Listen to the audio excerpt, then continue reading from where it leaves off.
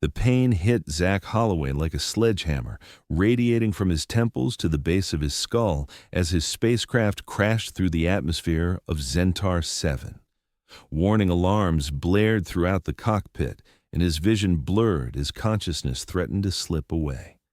The landing was rough but survivable, though the same couldn't be said for his communication systems. "Mayday, mayday," Zack croaked into the dead comm unit, his throat raw and his body drenched in sweat. "This is Earth Exploration Unit 447, pilot Zack Holloway. Does anyone copy?" Only static answered him. The crash had completely severed his connection to the orbital command station, where the rest of his team was stationed. With his head pounding and stomach churning, Zack knew something was wrong beyond just the crash. The fever had started during atmospheric entry, but now it was raging through his system. He stumbled from the wreckage, emergency pack in hand, and squinted at the alien landscape. Xentar 7 was supposed to be uninhabited according to their scans, which was why he'd been sent alone to collect preliminary samples. The purple-hued vegetation and twin suns in the sky looked just like the briefing images, but the mission planners had failed to mention the gleaming spires visible on the horizon. "That's not right," Zack muttered, his fever making him doubt his own vision. As darkness fell, Zack's condition worsened. His temperature climbed and confusion set in. When strange lights appeared in the sky, approaching his crash site, he assumed they were rescue ships from the command station. The reality was far different. The beings that emerged from the sleek, silver craft were definitely not human. Standing nearly 7 feet tall with 4 arms and iridescent skin that shifted colors with their movements, they approached Zack cautiously. Their faces were almost humanoid, with large, multifaceted eyes that reflected the starlight. "Human," one of them said in a surprisingly clear English. "You are ill." Zack tried to respond, but his knees buckled. The last thing he remembered was being lifted by multiple arms and carried into their vessel. When Zack awoke, he found himself in what appeared to be a medical facility. The room was circular, with walls that pulsed with soft blue light, various medical instruments, some recognizable, others completely alien, lined the walls. A gelatinous substance supported his body, more comfortable than any hospital bed he'd ever experienced. "The human is conscious," announced a melodic voice. An alien entered his field of vision. Unlike the ones who had found him, this one had skin that maintained a constant pale green hue. It wore what Zack assumed was a medical uniform, a shimmering fabric that seemed to flow like liquid. "My name is Dr. Vrix," the alien said. "You are in the Central Medical Facility of Xentaran City. We detected your crash and found you experiencing severe hyperthermia. Can you tell me your name?" "Zack Holloway," he managed to say. His voice sounded strange to his own ears. "Earth Exploration Unit 447. "Earth," Dr. Vrix repeated. "We have records of your planet. Your species has never visited Xentar 7 before." "Your records?" Zack questioned. "How? We thought this planet was uninhabited." "We prefer it that way," Dr. Vrix said simply. "It reduces tourism." Despite his dire situation, Zack almost laughed. Then another wave of fever hit him, and he groaned. "Your condition is concerning," Dr. Vrix said, placing one of its 4 hands on what looked like a medical scanner. "You appear to have contracted Xentar fever, a virus endemic to our world, but harmless to Xentarans. In humans, however, it seems quite dangerous. Your temperature is critically elevated." "Can you cure it?" Zack asked, his voice weak. "We are working on synthesizing a treatment based on your biology," Dr. Vrix replied, "but it will take time. Meanwhile, we must keep your temperature down." Over the next few hours, more alien doctors came to examine Zack. They spoke in their own language when discussing his case, but always addressed him in perfect English. One of them, a doctor named Leth, explained that they had universal translation implants that allowed them to communicate with most known species. "How many species do you know?" Zack asked, momentarily distracted from his fever. Approximately 4,327 at last census, Leth replied casually, though humans have been classified as a developing species with limited interstellar capability. Under different circumstances, this information would have been revolutionary. Earth's scientific community had long debated the existence of intelligent alien life, and here Zack was, living proof that not only did aliens exist, but they had a whole classification system for other species. As night fell on Xentar 7, Zack's condition deteriorated. His fever spiked dangerously high, and his vision began to swim. The alien doctors moved with increased urgency around him, their voices taking on a sharper tone. "The human's core temperature has reached critical levels," Dr. Vrix announced. "If we cannot reduce it soon, organ failure will begin." Through his fever haze, Zack recalled something from his survival training.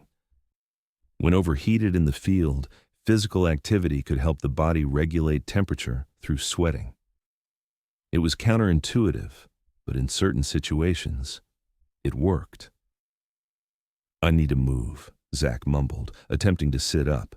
The gelatinous bed resisted. "Please remain still," Dr. Vrix instructed. "We are preparing a cooling procedure." But Zack's instincts and training took over. With a surge of adrenaline, he pushed himself up and off the strange bed. His legs wobbled as his feet touched the floor.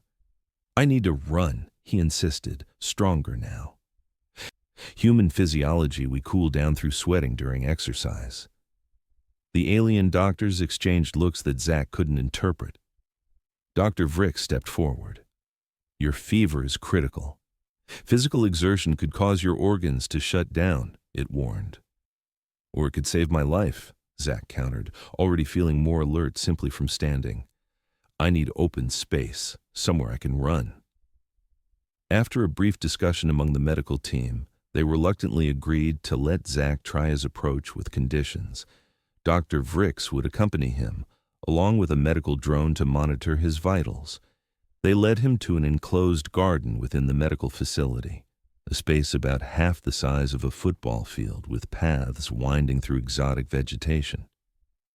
"This area is used for rehabilitation of our people," Dr. Vrix explained. "If your condition worsens at any point, we will terminate this experiment immediately." Zack nodded, already feeling the urge to move. Without further discussion, he began to jog along one of the paths. His muscles ached and his head pounded, but after a few minutes he felt sweat beginning to form on his skin. "Your core temperature is decreased by 0.2 degrees, Dr. Vrix reported, reading from a handheld device as it kept pace with him. "Interesting." Encouraged, Zack picked up his pace. The strange plants around him emitted a faint glow in the dimmed night cycle lighting of the facility. As he ran, he felt his thoughts clearing. The fever was still there, but its grip on his mind was loosening. After 20 minutes, Dr. Vrix reported a full degree drop in his temperature. "Your method appears to be working," the alien doctor admitted, "though it contradicts our understanding of fever management." "Different biology," Zack panted, still running. "Different solutions." By the time an hour had passed, Zack's fever had reduced to a manageable level. He finally slowed to a walk, his body drenched in sweat but his mind clear for the first time since the crash. "Remarkable," Dr. Vrix said. "Your temperature is now only slightly elevated. However, this is merely managing the symptom, not curing the infection." "I know," Zack acknowledged, "but it buys us time, right?" "Indeed. Our medical team can continue working on an antiviral treatment while your natural cooling mechanism keeps the fever in check." Back in the medical room, Zack was given a nutrient solution that tasted like bland oatmeal, but provided the calories and hydration he needed. Dr. Leth informed him that they had made progress on understanding how the Xentar fever interacted with human biology. "The virus attacks your immune system differently than it would a Xentaran," Leth explained. "We believe we can create a targeted treatment, but it will require several more hours of synthesis." What about my ship? Zack asked. And my team in orbit, they'll be looking for me. We have located your vessel, Dr. Vrick said. It is being repaired. As for your team, we have detected no orbital craft around Xentar 7. This news hit Zack hard. That's impossible. The command ship was supposed to remain in stable orbit. Perhaps they retreated when communication was lost, Leth suggested. Or they may be on the far side of the planet, outside our immediate scanning range. Zack tried not to think about the possibility that something had happened to the command ship as well. For now, he needed to focus on getting well. Throughout the night, whenever his fever began to rise again, Zack would return to the garden for another run. The alien doctors observed with fascination, taking detailed notes on human thermoregulation. By morning, or what passed for morning under Xentar 7's twin suns, they had developed a preliminary treatment. This compound should bind to the viral proteins and prevent them from replicating, Dr. Vrix explained, holding a vial of fluorescent blue liquid. However, we must warn you that it has not been tested on humans before. Not like I have many options, Zack said with a weak smile. Let's do it. The treatment was administered through a painless skin patch that slowly released the medication into his bloodstream. Within hours, Zack began to feel the difference. The fever retreated, not just temporarily as with the running, but seemingly for good. The viral load in your system is decreasing, Dr. Leth confirmed after examining him. I believe you will make a full recovery within 48 hours. As Zack's health improved, so did his curiosity about his hosts. The Xentarans, as they called themselves, were surprisingly forthcoming about their civilization. They had achieved space travel over 1,000 years ago, but had chosen a path of non-interference with developing worlds like Earth. We prefer observation to interaction, Dr. Vrix explained during one of their conversations. Your arrival was unexpected, but not unwelcome.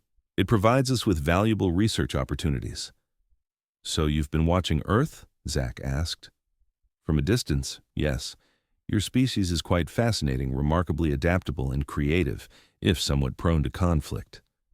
On the third day of his stay, Zack was deemed well enough to leave the medical facility. Dr. Vrix offered to show him Xentaran City while they awaited news about his ship and team. The city was unlike anything Zack had ever seen. Buildings seemed to grow rather than being constructed, with living architecture that responded to the environment.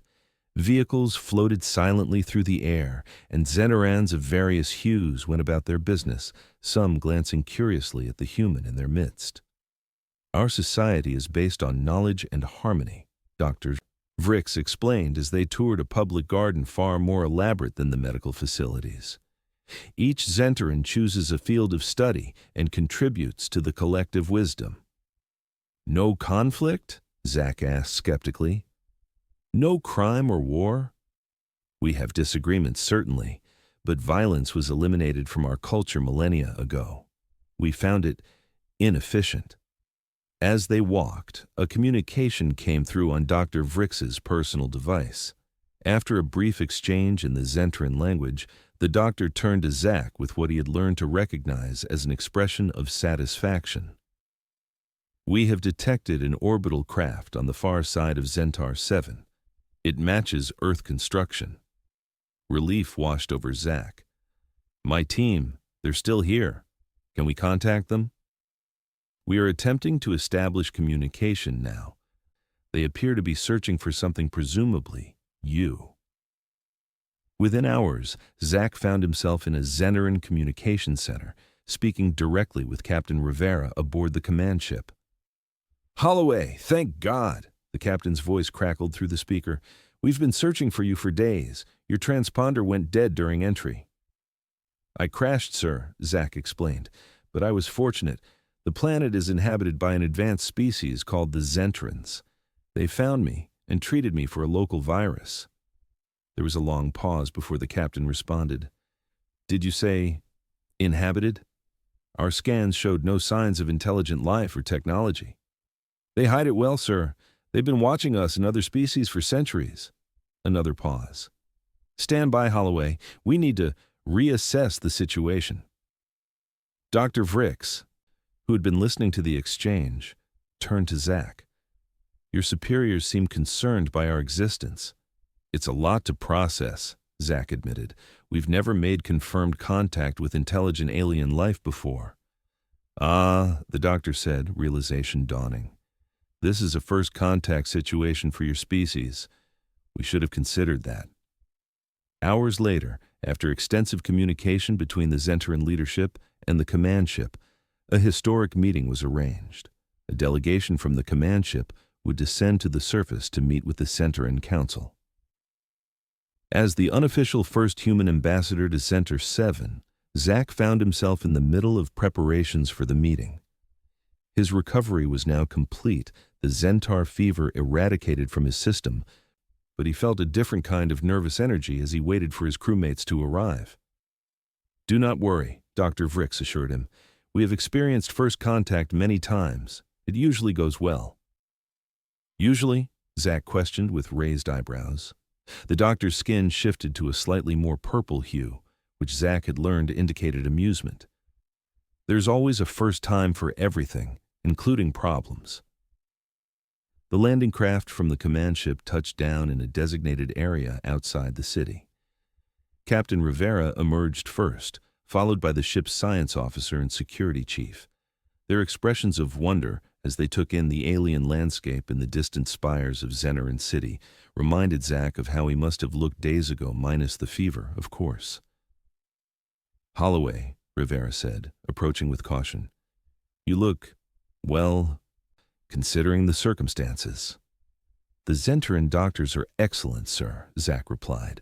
Let me introduce Dr. Vrix, who saved my life. The introductions were slightly awkward but cordial. As they walked toward the meeting hall, Zack explained his experience from the crash to the fever to his unorthodox treatment method. You ran? With a critical fever? The science officer asked incredulously. Human thermoregulation is remarkable, Dr. Vrix interjected. We have learned much from observing Zack's recovery methods. The meeting with the Xentaran Council lasted for hours. Diplomatic protocols were established, information exchanged, and the foundations for future relations laid out. Through it all, Zack couldn't help but feel a sense of pride, not just in being part of this historic moment, but in having survived an alien illness through sheer human stubbornness. As the talks concluded, the head of the Xentaran Council, an elder with shimmering silver skin, addressed Zack directly. Zack Holloway of Earth, your arrival on our world was unexpected, but it has opened a new chapter for both our peoples. Your resilience in the face of illness has impressed our medical community. Dr. Vrix has requested permission to publish a study on human fever response in our medical archives. Zack smiled. I'd be honored, though I'm not sure running with a fever would be recommended treatment on Earth either. Sometimes the most effective solutions are the simplest, the elder replied. We look forward to learning more about humanity's unique approaches to problem solving. As arrangements were made for Zack's return to the command ship, Dr. Vrix took him aside for a final conversation. I have something for you, the doctor said, presenting a small device. This contains the formula for the antiviral treatment we developed for the Xentar fever. Should any other humans contract it, this will provide immediate relief without the need for running. Thank you, Zack said sincerely, for everything. You saved my life. And you taught us something new about physiology, Dr. Vrix replied. A fair exchange of knowledge. That is the Xentaran way. Before departing, Zack visited the garden where he had run during his fever crisis. It looked different in the full light of day, the plants more vibrant, the paths more inviting. On impulse, he turned to Dr. Vrix. One more run for the road? The alien doctor's skin rippled with colors that Zack now recognized as amusement and agreement. Together, they jogged along the garden paths, an unlikely pair united by medical crisis and scientific curiosity. 2 weeks later, aboard the command ship heading back to Earth, Zack completed his official report on the first contact with the Xentarans. The section on his medical emergency and treatment had been reviewed by the ship's doctor with a mixture of professional skepticism and grudging admiration. "I still can't believe running with a 105-degree fever didn't kill you," Dr. Chen commented, handing back the tablet with his annotations. "Sometimes you have to trust your instincts," Zack replied. "And it turns out human bodies are pretty good at adapting." "Well, the Xentaran antiviral compound is remarkable," Chen admitted. "Early analysis suggests applications beyond just their local fever. We might be looking at breakthroughs in several areas of medicine." Captain Rivera called a meeting that evening to discuss their findings and prepare for the debriefing that would happen once they reached Earth. The ship's conference room buzzed with excitement as the team discussed the implications of their discovery. "The Xentarans have agreed to a formal diplomatic exchange," Rivera announced. "A small delegation will visit Earth next year, and they've invited a human scientific team to spend time on Xentar 7. "Will they be sharing their technology?" asked the engineering officer. "Selectively," Rivera replied. "They're cautious about disrupting our development, but medical knowledge is on the table. Apparently, Holloway's case has sparked interest in comparative medicine." Zack felt a mix of pride and embarrassment as attention turned to him. "Just doing my part for interspecies relations, sir." "By running a fever off," someone quipped, generating laughter around the table. As the meeting concluded, Rivera held Zack back. "The Xentaran Council sent a personal message for you," he said, handing over a data crystal. "Their technology, so you'll need this adapter." In his quarters, Zack connected the crystal to his tablet. Dr. Vrix's face appeared on the screen, the now familiar features set in what Zack recognized as the Xentaran equivalent of a smile. "Greetings, Zack Holloway. I hope this message finds you well on your journey home. I wanted to inform you that my paper on human thermoregulatory responses has been well received by the medical community. Your case has inspired a new field of study in cross-species adaptation techniques." The message continued, detailing how the Xentarans had established a new research initiative based on their observations of Zack's recovery. They were even revising some of their own medical protocols based on the principle that sometimes counterintuitive approaches yielded the best results. "We have a saying on Xentar 7, Dr. Vrix concluded. "Knowledge flows like water, it finds its own path. Your instinct to run when conventional wisdom suggested rest demonstrates this perfectly. Safe travels, and we hope to see you again when the exchange program begins." The screen went dark, leaving Zack with a profound sense of accomplishment. His crash landing, which could have ended in disaster, had instead opened a door between two civilizations. 6 months later, back on Earth, Zack found himself addressing a room full of scientists and diplomats preparing for the Xentaran visit. His role as liaison had been made official, given his unique experience with Xentaran medicine and culture. "Remember," he told the assembled team, "they value knowledge exchange above all else. Don't be afraid to share our medical practices, even ones that might seem primitive compared to theirs." The Xentarans were fascinated by something as simple as running to control a fever. "Speaking of which," said Dr. Sharma, the lead of Earth's medical exchange team, "the synthesized version of the Xentaran antiviral has shown promising results in clinical trials. It looks like your misadventure might lead to breakthroughs in treating several persistent human viruses." "Just don't tell people the research started because I went for a jog with a critical fever," Zack joked. "I don't want to be responsible for patients running out of hospitals." As the meeting adjourned, Zack stepped outside into the sunshine. He had been grounded from space missions until the exchange program began, but he didn't mind. His unexpected marathon on an alien world had changed the course of human history, opening a doorway to the stars that would never close again. He started jogging, not from fever this time, but from the sheer joy of movement. Somewhere across the galaxy, he knew Dr.